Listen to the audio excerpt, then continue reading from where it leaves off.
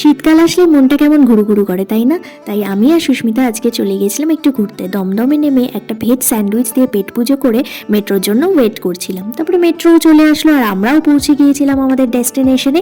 দেখো তো জায়গাটা চিনতে পারো কি না? অনেকেই চিনতে পারছো, খুবই কমন জায়গা। বলো তো কোথায় এসেছি, শিগগিরই কমেন্ট করে জানাও আমাকে। তারপরে এই ঘোড়ার সাথে সেলফি তুলে ও বাবা পৌঁছে গেছি আমাদের ডেস্টিনেশনে। টিকিট কেটে আবারও একটু খাওয়া দাওয়া করে, যেহেতু আমার সাথে কোনো খাবার ছিল না, ঢুকে পড়েছিলাম ভিক্টোরিয়া মেমোরিয়াল হলে। আমি যেহেতু গার্ডেন এবং গ্যালারির টিকিট দুটোই কেটেছিলাম, তো ফার্স্টে আমরা গ্যালারিতেই ঢুকেছিলাম। লাইন দিয়ে অবশ্যই, অনেক ভিড় ছিল কিন্তু। এই দেখো সুস্মিতা। তারপরে দেখো আমরা গ্যালারি এরিয়াতে ঢুকে পড়েছি।